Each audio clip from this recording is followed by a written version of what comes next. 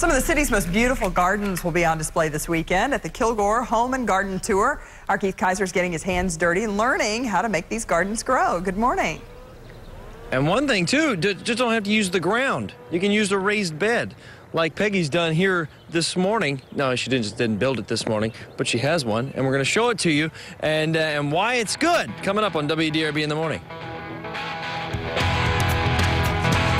Keith Kaiser is out gardening this morning. Yeah, he's finding out about the Kilgore House and Garden Tour that's happening. Keith, good morning. Good morning. Yeah, it's just peaceful out here. You know, when you finally do all your gardening and you got everything where you want it, then you can relax and enjoy it. And Peggy Campbell, can you enjoy your garden now that you've created? Yes, I sure can. And then right here behind us, we got more of a perennial garden that you've created in other parts of the property. And it has some tropicals in it and some asparagus and some various things. So with the tropicals, I mean, you come into the colder season, what do you do? I keep them in my basement. I dig them up. And so that's the only way that you can salvage a tropical. Right. And so why not just not use tropicals at all?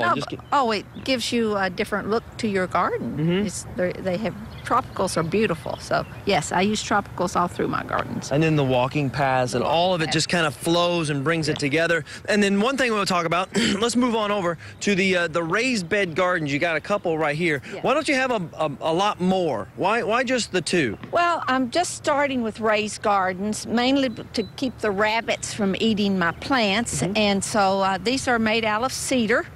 And I have planted some seeds. I have green beans planted, and then I have cabbage and peppers and onions and spinach. Is this more of the food garden? I guess more of a food garden. Okay. Yes. And would you kind of like start with a seed and then maybe grow some plants and then transplant them out of here or anything? No, I have not done that.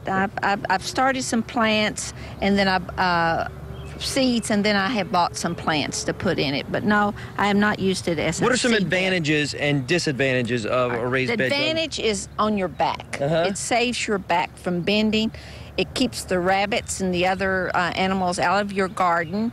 And it's easier to take care of. There's no weeds. Yeah, you were talking about watering. It takes a little extra water. Takes a little extra water, but other than that, it's much easier on you, especially if you have bad knees or bad backs. It's just an easier way to garden. Just some great ideas, and you can get these ideas all weekend long with the Kilgore House and Garden Tour happening on Saturday and Sunday. 5 gardens, 2 homes. The Campbells will be on the tour, so you can come talk to Peggy and learn more about gardening. Maybe become a master gardener yourself. You can go to WDRB.com, click on the button, and we'll link you in that way on how it benefits the Kilgore Samaritan Counseling Center. $30 a ticket gets you this whole tour and a wonderful experience like we've had this morning. Peggy, thank you very much. Thank you so much. Wonderful. I think I'm just going to go plant stuff. I don't care what it is. I'm going to plant it.